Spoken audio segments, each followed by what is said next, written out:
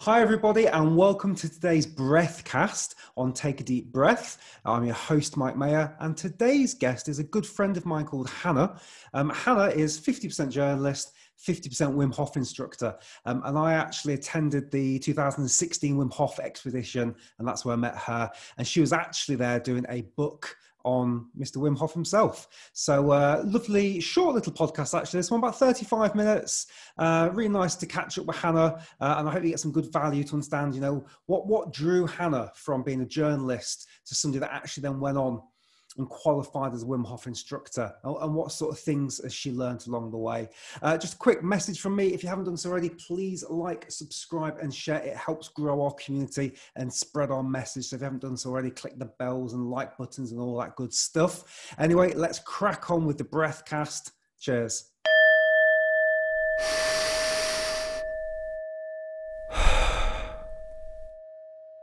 Okay, and we are live. So welcome, Hana. Thank you for being on the podcast. How are you doing today? Thank you. I'm great. Very relaxed. You look very relaxed, and you're in Slovakia right now. Enjoying the good weather. Yes. Yeah. Summer is here. My parents' pool is 31 degrees. Oh wow, very nice. Not very Wim Hofy. not very Wim Hofy, no. But at the same time, it's still very, very nice to enjoy. Oh yeah, very nice. I love warm water as well. So yeah, me too. Not complaining. So just a bit of background first of all from me. So Hana and I met on the Wim Hof retreat in 2016, November 2016. Right, yeah. And Hana was writing a book, and Hana's a journalist. So Hana, could you just explain for the viewers who you are, and just a little bit about your background? Okay, so it was 4 years ago when we met in Poland on a trip with Wim Hof, and back then I had no idea about the method. Basically, I was sent there on a business trip. My boss was with Wim a week ago, and he was just amazed. He loved the whole thing. And back then in Slovakia and the Czech Republic, people didn't know much about the method. There were no instructors. It was out there, but we didn't know that much about it. So he sent me there first to write articles in Slovak and in Czech and to publish it all over the place. But then within the week I was there, he changed his mind and he wanted a book, because he said that the method is such inspiration, that there's a lot of material that you can use and that it would eventually do for a book rather than articles. Yeah. So that's the beginning of my story with Wim Hof. Wow. So did you know who Wim Hof was 1 month before the retreat? So a couple of months before that, I was proofreading an article by a Slovak guy who was in the instructor's course. And he wrote an article on Wim Hof method, and he just needed proofreading and some feedback on how he wrote it. So I read it. I was fascinated, but I also I wouldn't say that I didn't believe it. I believed that Wim Hof was able to do all those stuff, but I just couldn't understand how could someone learn it. Yeah. So I read an article, I gave the instructor to be feedback, proofread it, and that was it. That was a couple of months before. Right. But I've never, before the course where we met, I've never tried anything with the method. No. And same for me. I'd heard of Wim maybe 3 or 6 months before on Joe Rogan's podcast. And I believed it, but didn't believe it. I was like, I just want to go and experience this because I'm not really sure what's going on. And I'm just thinking as I'm seeing you again, because it's obviously been a few years since we spoke, it was a very male-heavy group, wasn't it? It was mostly men. There's like maybe 4 or 5 women, I think, in total. So I ended up in your group. Yeah. You're in the same group. And if I remember well, there were 19 men and me. Yeah. Yes, you're right. Our group was special. And I think you were the first one I talked to actually on our way to our first ice bath. You have a good memory, better memory than me, I think. I last week I don't know if you had a chance to see, but I interviewed Bart on the podcast. I haven't seen it yet, but I saw that Bart Pronk. Bart Pronk, yeah, and Bart was our instructor, and it was so wonderful to sit down with Bart, because Bart was the guy that led our group of 20. Yeah, one lady in the group. I forgot about that. And yeah, and you know, it's so wonderful to hear it from Bart again. And he was the guy that really, although we saw Wim and we spent time with Wim, Bart was our number one, wasn't he? We spent 98% of the time with Bart. He took us up the mountain and taught us. Yeah. Exactly. So I would actually say that the person who taught me the method was him rather than Wim. Yeah, me too. I mean, obviously Wim was there and we got to talk to him. And I remember, I don't know when I learned you were writing a book, but I remember you going, or I remember Wim coming to you and going, okay, let's sit down now. You've got some questions to ask me. And you're like, yeah. And you guys went off into the corner and then you interviewed some of us as well. And then the book came out.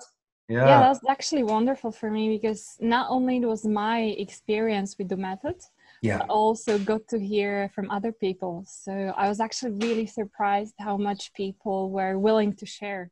Why they came there, what the method gave them or was giving them. Yeah. So it was fascinating because I had the insight into the lives of the participants, of the instructors, and then of Wim himself. So I had that insight into all the levels of people that were there. Yeah, fantastic. And the book itself, people can get the book on Amazon, I believe. Not sure if it's still on Amazon. It was there, but it was German Amazon actually. We had some troubles with the British one, but yeah, it's there. We have a version in German now as well, and in Czech. So yeah. Fantastic. And so you're now a Wim Hof instructor, and I think it's maybe 1 year or 2 years you've been doing instructor? Year and a half. Year and a half. Wow. Yeah. And so what made you go from journalist interviewing Wim Hof to wanting to become a Wim Hof instructor? What happened? So I'm still a combination of both things. I'd say 50-50. But I wasn't really even thinking about becoming instructor, but we did the book launch for the first time. We did it with Wim in June 2017, and it was a huge thing with like 500 people, 1,500 kilograms of ice, 2 huge pools, light breathing and stuff like that. And there were a lot of people that asked me about the book, and some of them also asked me if I was teaching the method. And I said, no, of course I'm not, I'm just starting. But it just planted some seeds in my head. And back then I live in Prague and there were no instructors in the Czech Republic. And more people were coming and asking if they could, come with me to a lake or to a river, if I could show them the method. And so I started to think about it. I gave it another winter season in Prague just to be sure that my body adapted to cold and to be sure that my abilities in cold are better than they were. And yeah, the next winter after our course, I decided to apply for the instructor's course, and I got in. And then next year I was preparing myself.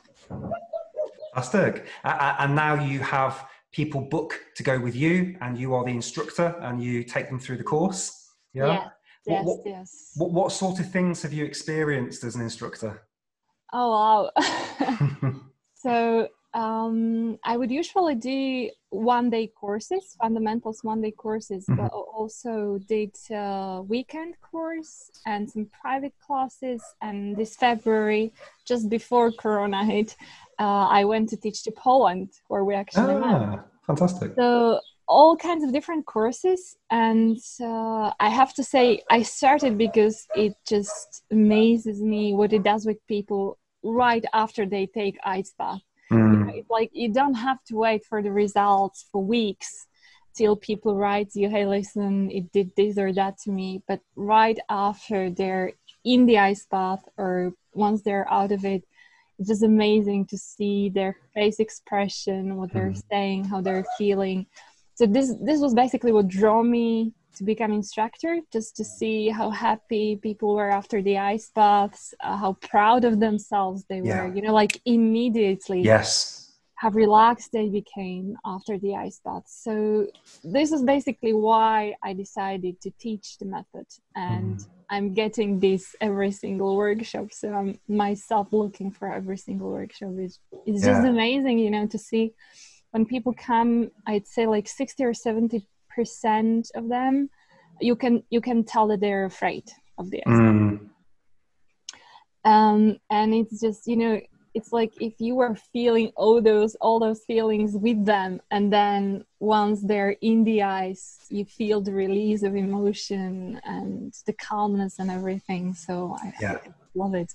Yeah, I can imagine it must be a real honor and a fantastic feeling to guide people through that, because I've obviously been the person that's been guided, and I always think back to Poland and that experience, that first night in Wim's house where we went into the ice water in his garden. It was all dark outside.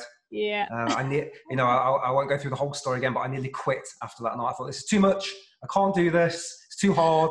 But then day 2, day 3, day 4, you're right. You become proud of yourself. You're like, wow, I've just put myself through something that I didn't think I could do possibly. And it set me up mentally for the next few years, because I realized that, I can do things that are difficult, and I become stronger because of it. So fantastic experience, and I'm so glad that I got to do it. Did you see Wim during the Wim Hof instructor training, or was it a different group of people? How did the instructor course work? So he was there. So first you have to do online course, 10-week online course. You do that from home, and then you do advanced module in Stru.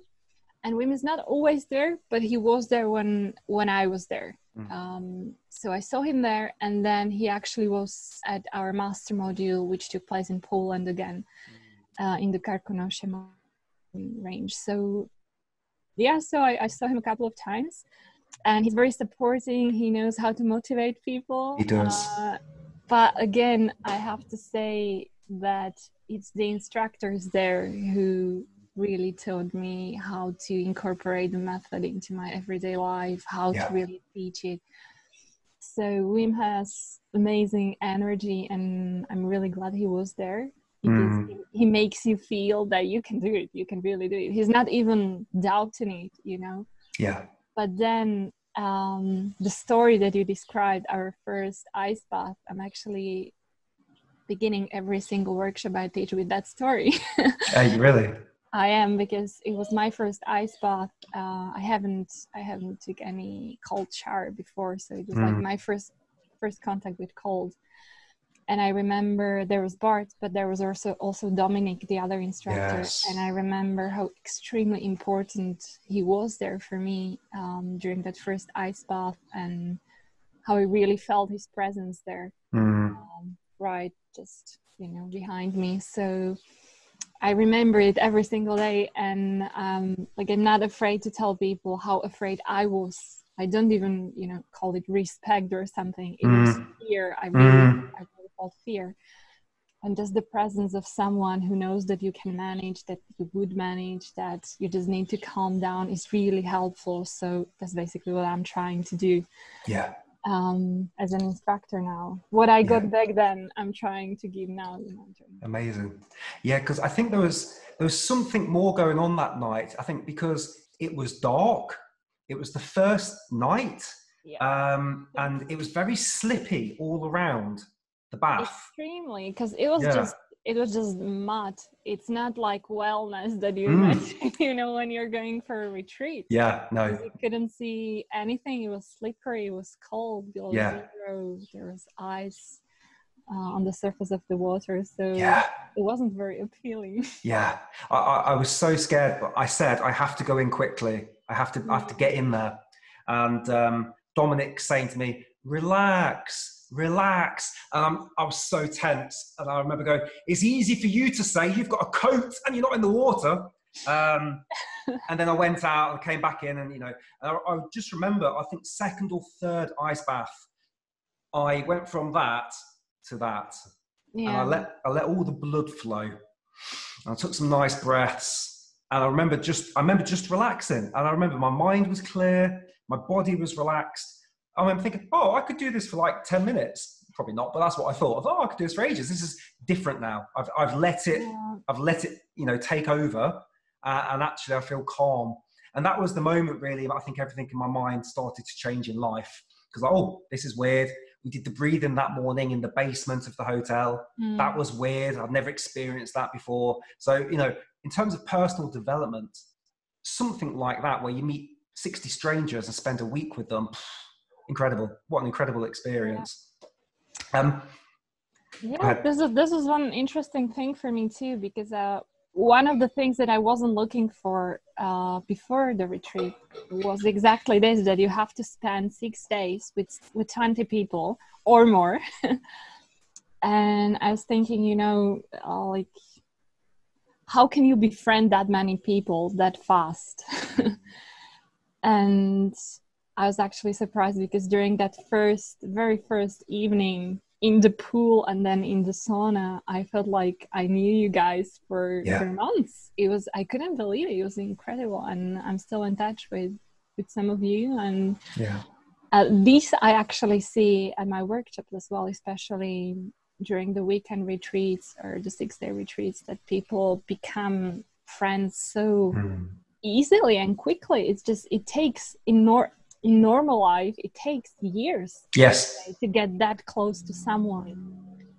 But in situations like this, when you have to show that you're afraid of something, you know, that you fear something, that you don't want to do something, maybe that you have to overcome something, you show it to someone straight away, then it's like there's nothing you have to conceal.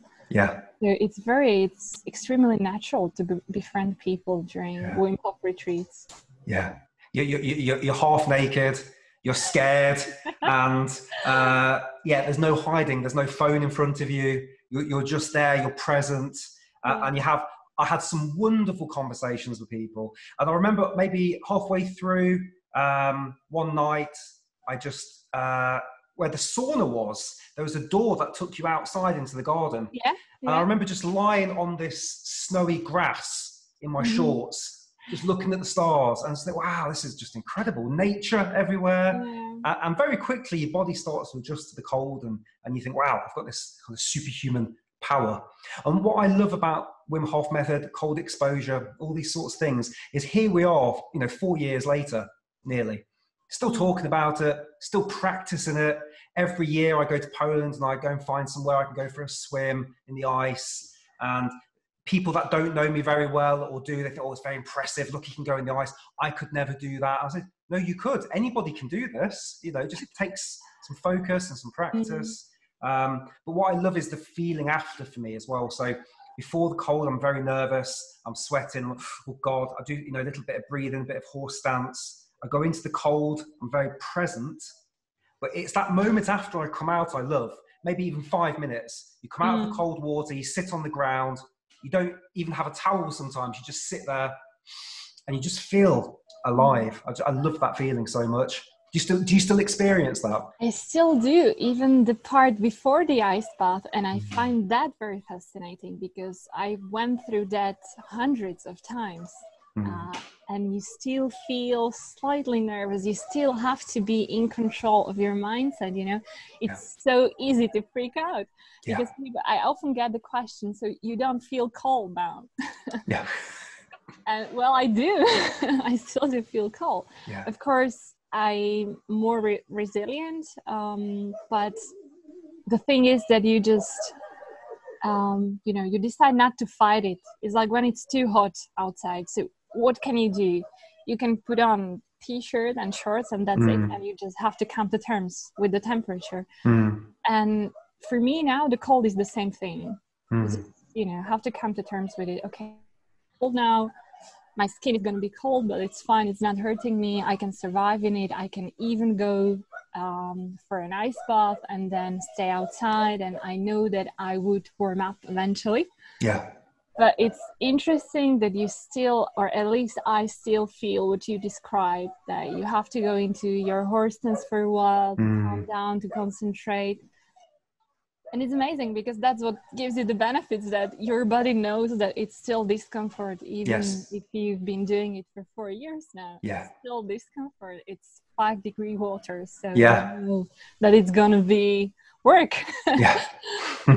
But exactly as you're saying, what you feel afterwards, or even during the ice bath, for me, it's actually amazing to feel how my breath and heartbeat speeds up right when I enter the water. And then within 15 or 20 seconds, can actually feel the heartbeat slowing down. Yeah. And still in the ice bath, my breath and heartbeat is slower than it was before. Yeah. So that's amazing how you can really calm down in 4 degrees Celsius. Yes. Yeah. Have you tried putting your head under the ice water as well and your face? Not under the ice, but under cold water. Yes. Let's say 6 degrees. Yes. Yeah. It's interesting. I don't do it often though, because I don't see much difference in it. So what I would do is I put my face in the cold water. Yes. Because it's easier for the body to adapt if the whole skin surface is in the cold. So I would like exhale once in the water, and that's it. Okay. Yeah, because I think I can't remember what there is, but I think there are some benefits to getting your face in the cold as well. It does something to help relax you. I can't remember now. I read something about it before, but yeah, I'll just try and do it once every now and again, just quickly on the back, and suddenly you're so much more awake as well, because it's just such a shock to the brain. I've jumped a couple of times. Have you? Water, but that would be usually when I put my hand on the water. Otherwise, yes, I didn't do it. We did that on, I think, day 5 in Poland. We jumped in. I didn't jump that day though. Okay. I did a little jump. Some people were doing big jumps, backflips. I was like, no. So I climbed halfway down, did like a little jump in, but it was still quite a shock to the system, because you'd gradually go in, whereas the jump, you're just in, aren't you? I like them both though. They're both interesting experiences. Yeah, it's like it switches you off and then switches on right away after 4 seconds, and you feel like electrified. Yeah. What I'd like to do is talk to you a bit about breathing and breath work. Was this your first experience of breath work, or had you done anything to do with breathing exercises before Wim Hof? So as most of people, I'd say my only experience before with breath work was yoga. But it was very, I'd say, passive. I've never done any real course. It was more like YouTube videos and home exercising. So before the retreat, I've never tried Wim Hof method breathing. So I couldn't believe what it actually did to my body, especially because the first year of the breath work, it was very, very physical for me. I know that a lot of people had emotional release and stuff like that. I didn't feel anything of the kind. It was just very physical, but still I was surprised how intense it felt. And since then, I have to say that breath I still can't believe what it does. And I found a lot of new techniques, not just Wim Hof method, but other breathwork techniques. And I'm trying to incorporate them as well, learn them as well.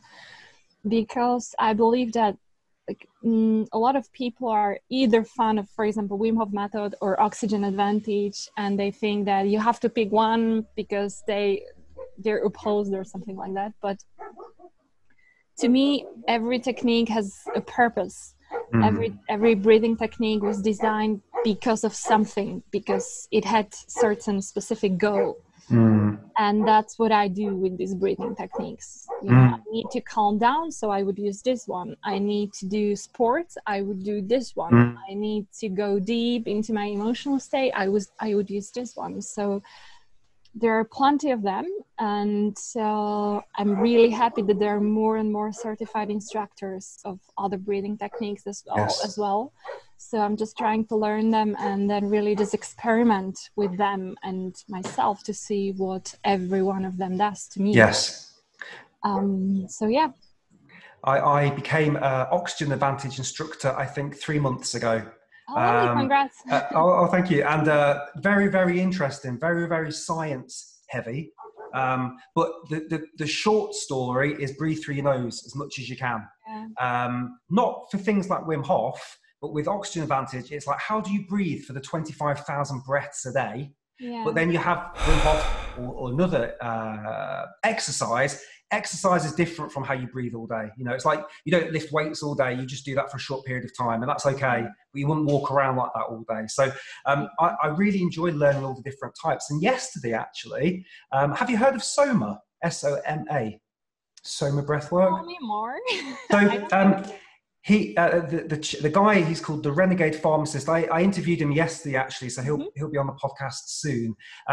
He has just done some work with Wim, actually.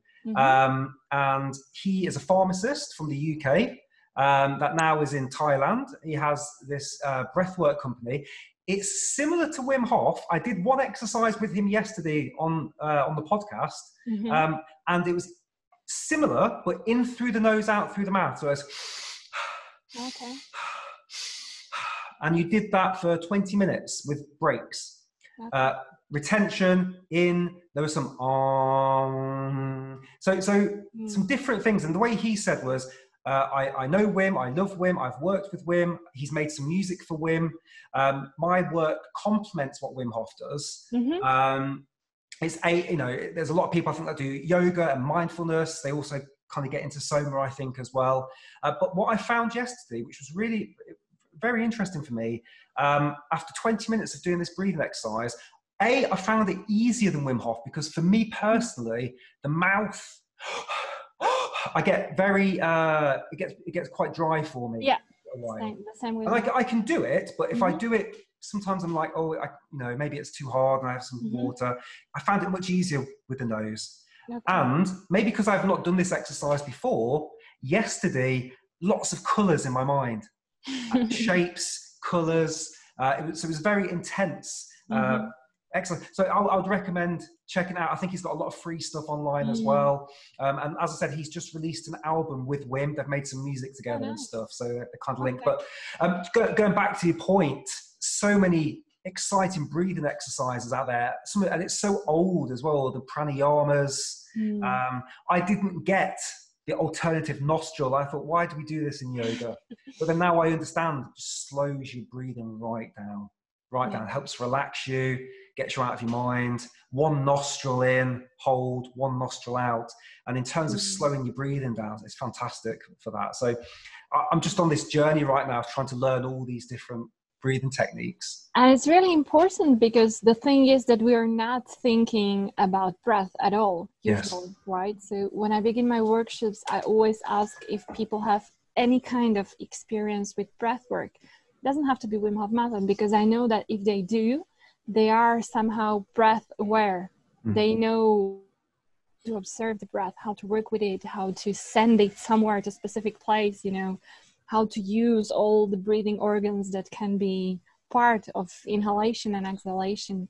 And it's just really important. And as you're saying, you just change one little thing. You don't inhale with your mouth, but with your nose, and it makes a difference. And I really encourage people to experiment with it, because for me, Wim Hof method through mouth is also very intense, and my throat gets dry very quickly. So I would do half of every cycle, I would do just through my nose. Okay. And then I open my mouth and I inhale with my nose and with my mouth. Yes. And straight during the first fundamental workshops, I really encourage people to try during the first breathing exercise, to just try mouth, try nose, try both, and see what works for you. Because, then you might be discouraged. If you breathe just with your mouth and you don't like it, then you might be thinking it's not for you, it doesn't work for you, which would be a huge pity. Because women saying the same thing, you can try mouth, nose, doesn't really matter.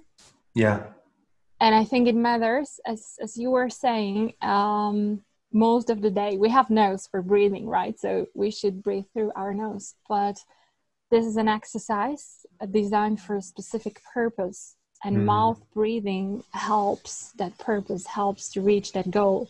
So it has sense, even though we know that nasal breathing is healthier, and I would always recommend nasal breathing. I still do have to point out that mouth breathing during the Wim Hof method has a sense, because you're trying to create or fake certain stressful situations. And in those, especially in physical, hard, stressful situations, you would open your mouth because you would need to get more oxygen, more air faster.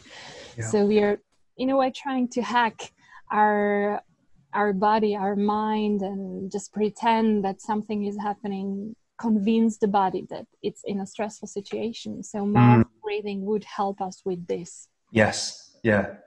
But again, for me, it's like you said, you're not lifting weight all day long. You do it for a certain amount of time. Yeah. So that's what Wim Hof method breathing for me. Yeah. Exactly. Yeah. And for you then, what does a typical week or month look like for you now? What's your routines? Do you have cold showers? Do you do the breathing every couple of days? Talk us through what you do. So so I live in Prague, sometimes in Slovakia. We have 4 seasons here. So I have to say that each of them is different. In winter, I almost don't do cold showers because 2 or 3 times a week I would go out to a lake or to a river and have ice bath outside. So then I would enjoy my warm shower back at home. I would usually end it with cold water, almost every cold shower, but not like 2 or 3 minutes, just a couple of seconds.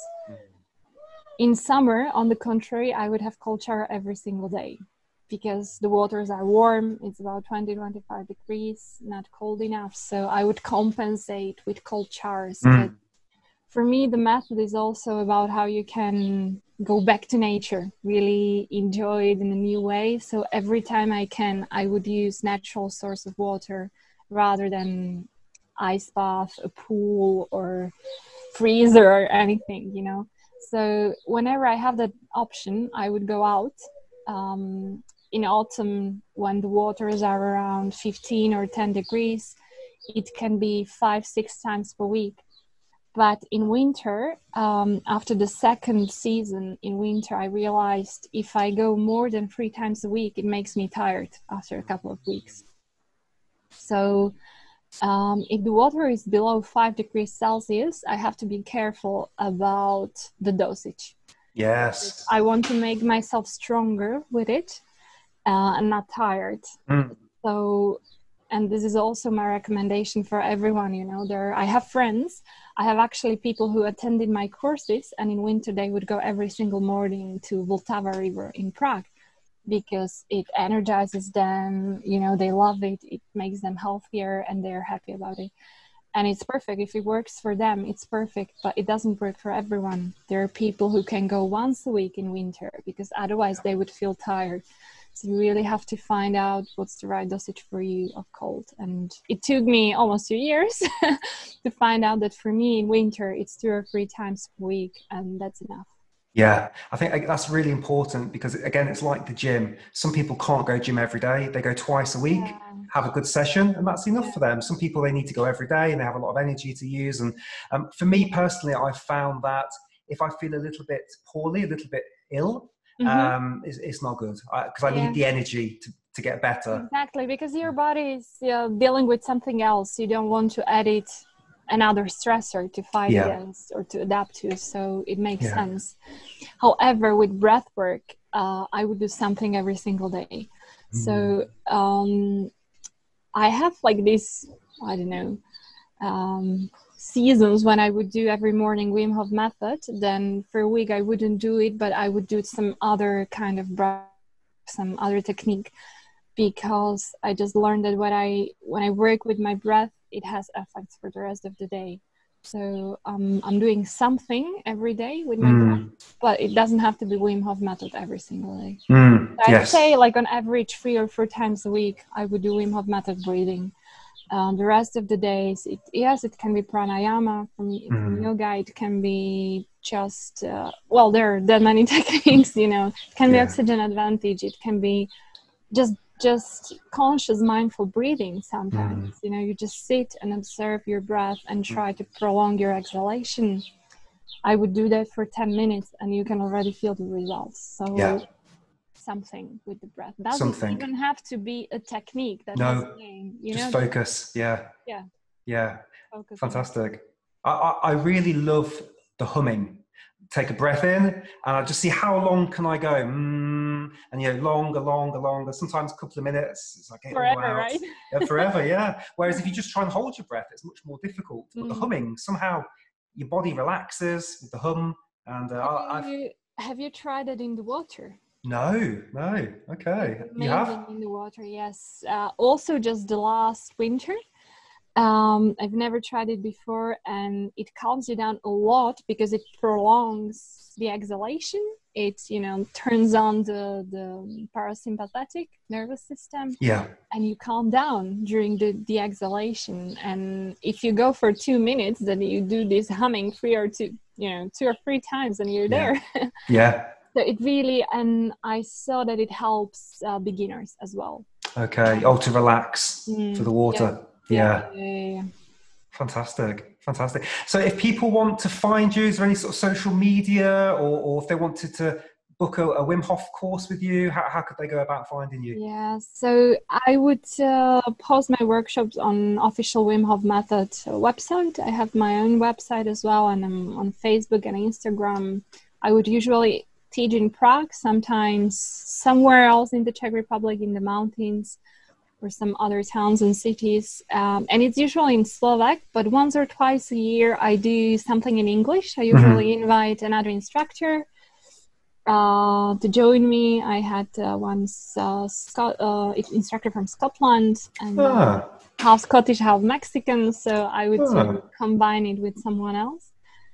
And to offer it in English, because there are a lot of foreigners in Prague, English speakers, who are interested in the method as well. So yeah, fantastic. So yeah, if you send me the descriptions, I'll put them in the things below, guys. And we need to try and organise a meetup at some point and get some of the group back together one winter. I think that'd be fantastic. We talk about it on Facebook, don't we, every year, but we never seem to make it happen as a group. Yeah, it might be especially hard this winter, though. Yeah, that's very true. That's very true. We'll see. But we could maybe take some ice bath at home at the same time. A Zoom ice bath, maybe. Yeah, fantastic. Well, Hana, listen, thank you so much for making the time to come on. It's been great to see you again virtually and talk to you. I think it's fantastic that you've become a Wim Hof instructor. You've got a really great energy about you, and I would really recommend if people have the opportunity to go and spend some time with Hana. I think you'll learn a lot. Guys, I just want to say a big thank you for watching. Leave a comment below, subscribe, like, and share. If you can afford a couple of pounds on Patreon to support the channel, please do so. Links to everything's below in the description. Have a wonderful day, and we'll see you on the next video. Thanks a lot. Take care, everybody. Take care, Hana. Bye-bye. Thanks. Bye.